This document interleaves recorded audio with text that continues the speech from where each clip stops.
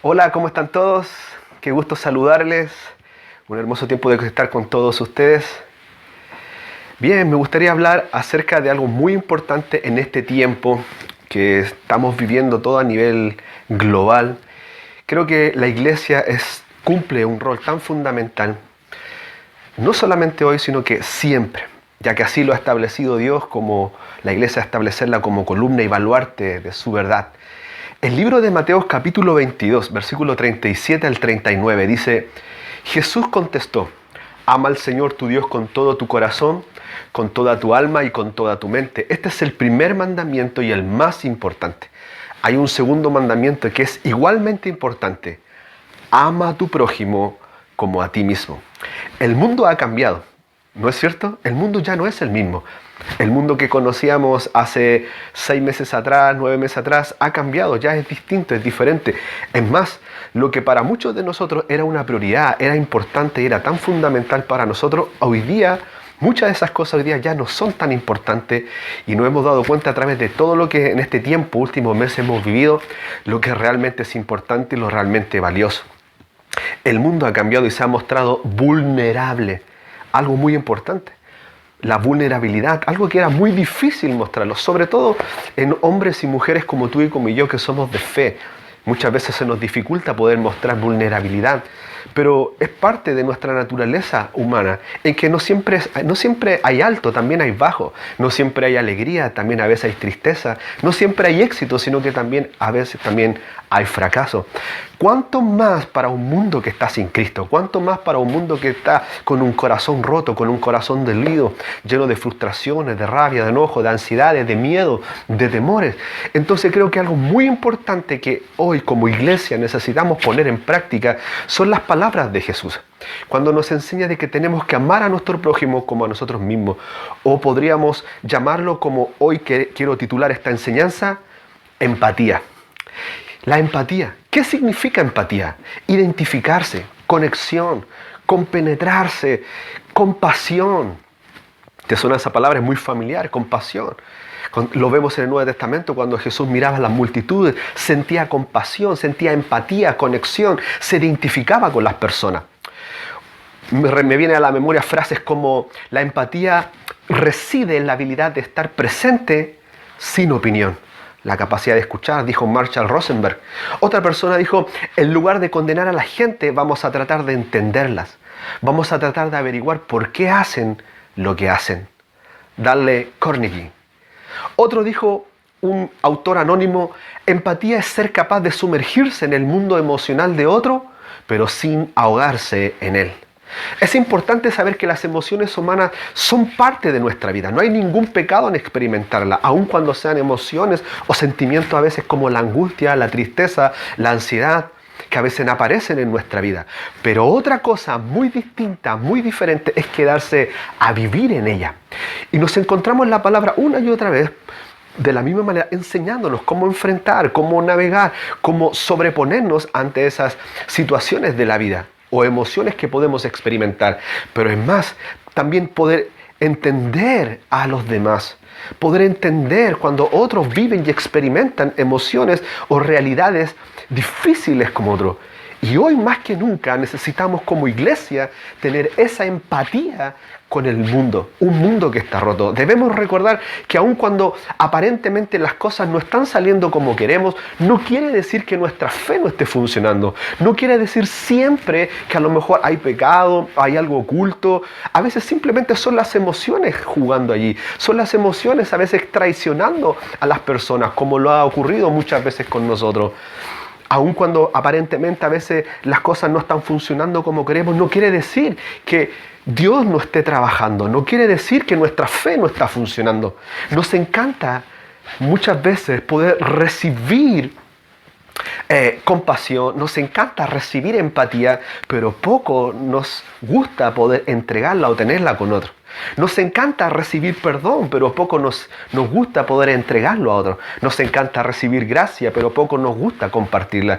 Por eso tenemos que decidir en lugar de establecer más juicios, vamos a entregar más gracia, más empatía, más compasión, más amor a un mundo que está roto, que está angustiado, que está en ansiedad, que está preocupado. Pero así como Jesús fue el puente en un mundo roto y Dios de la misma manera hoy lo tiene que ser la iglesia. La iglesia está para construir y edificar puentes con este mundo y no levantar muros que nos dividen, muros que nos alejan, porque somos poco comprensivos o poco empáticos o no nos esforzamos por entender la realidad o lo que está pasando en el corazón, en la mente o en la vida o en la realidad que otras personas están viviendo. Yéndonos un poquito más allá acerca de la empatía, una de las primeras cosas que tenemos que entender. Por eso yo quiero que al terminar esta reflexión podamos decidir juntos crecer en esa compasión, crecer en ese amor, crecer en esa empatía hacia el mundo. Creo que quizás no se nos dificulta tanto entre nosotros, aún quizás trabajamos, nos cuesta, pero este desafío es poder ir más allá, hacia el mundo. ¿Bien?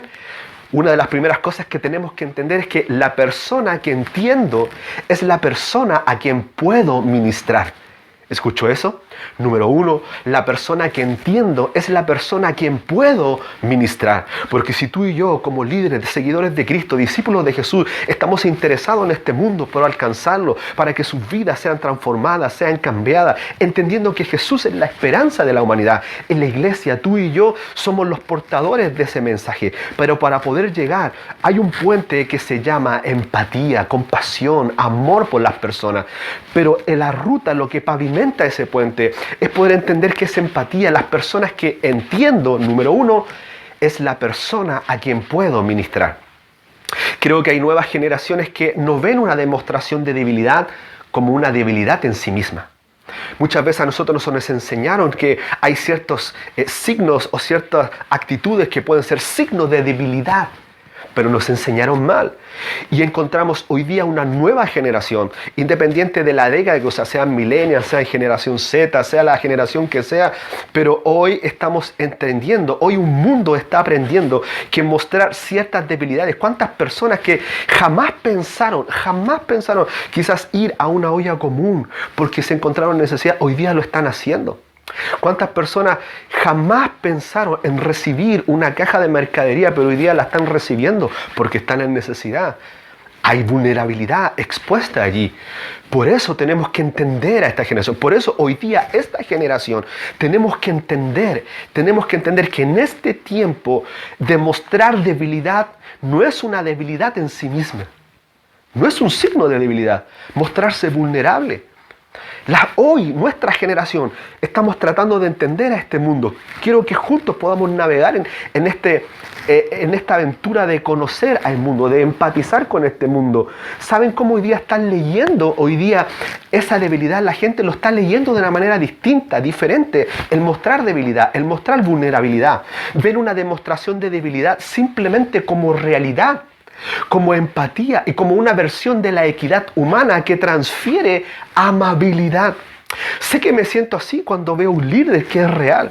Yo me siento así cuando veo a un líder, a una persona que es real, que se muestra vulnerable tal como somos. Y se conecta con mi humanidad antes de intentar llevarme a una solución.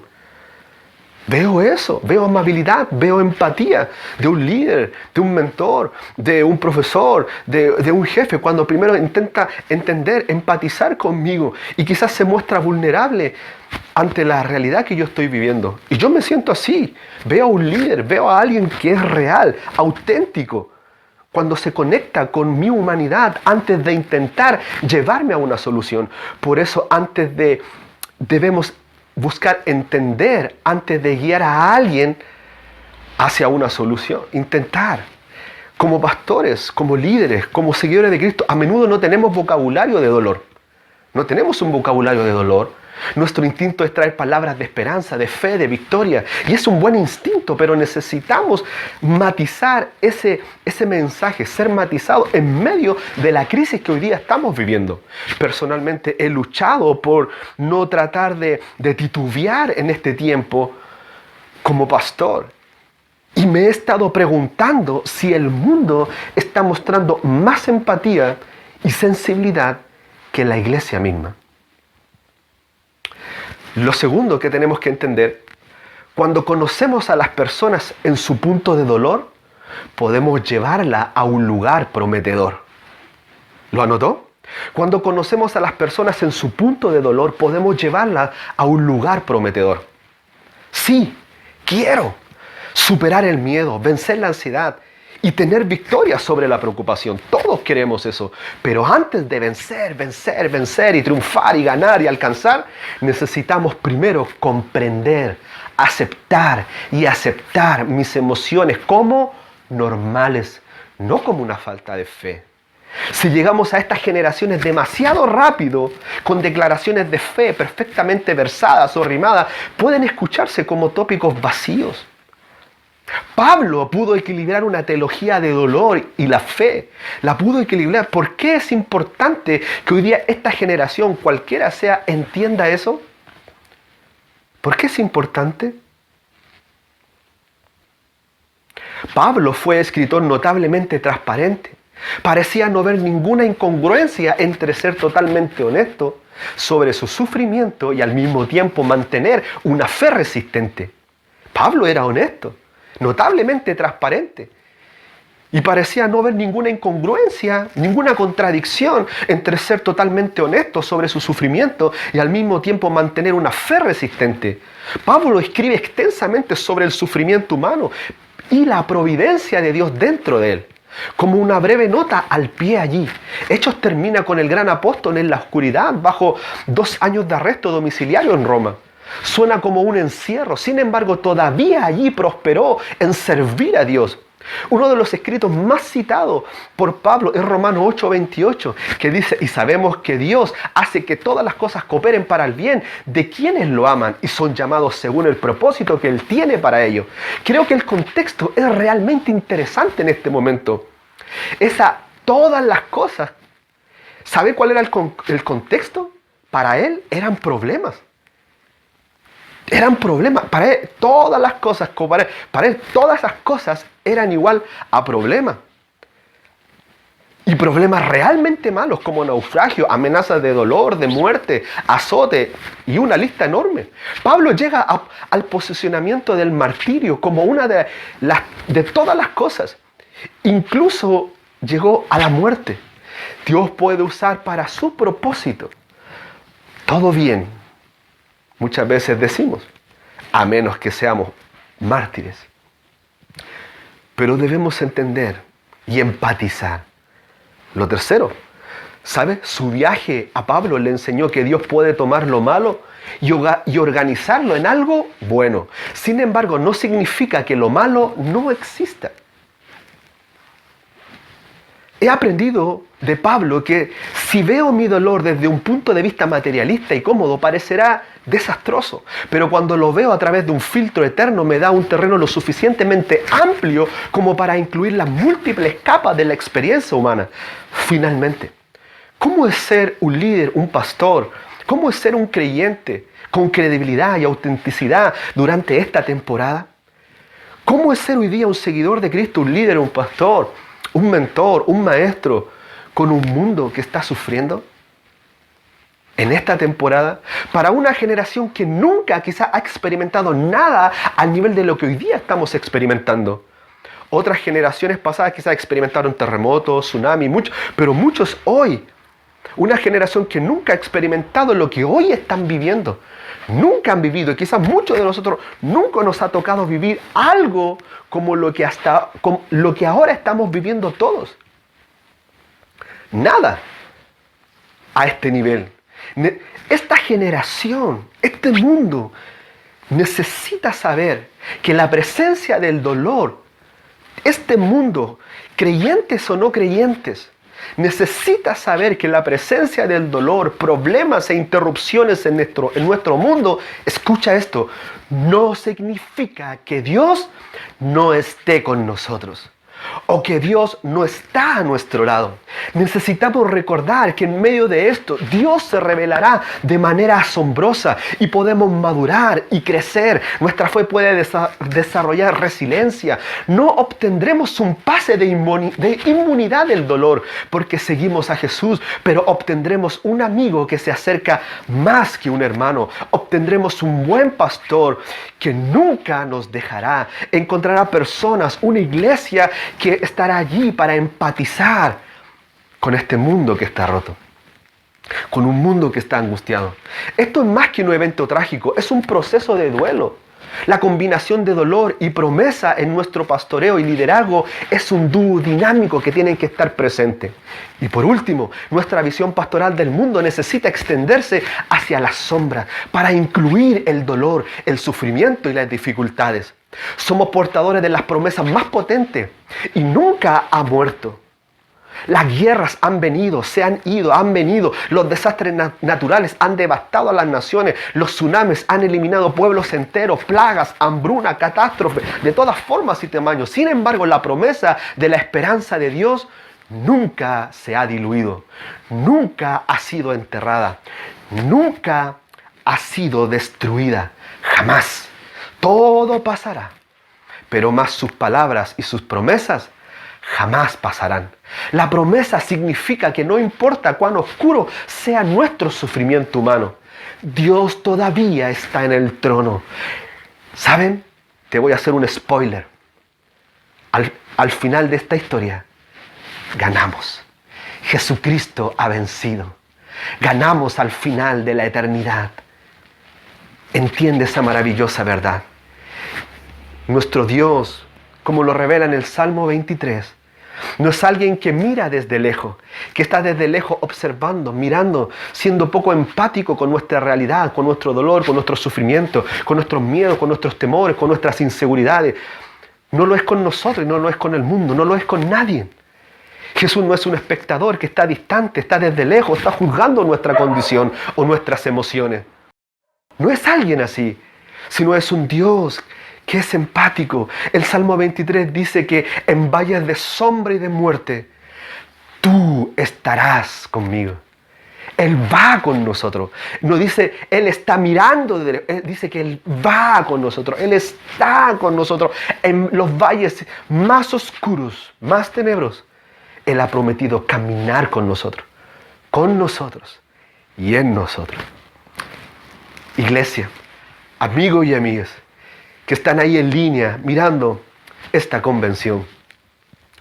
Hoy como iglesia estamos llamados a ser una iglesia que empatiza, una iglesia que tiene compasión por un mundo que está en dolor, en sufrimiento, en angustia, en agonía.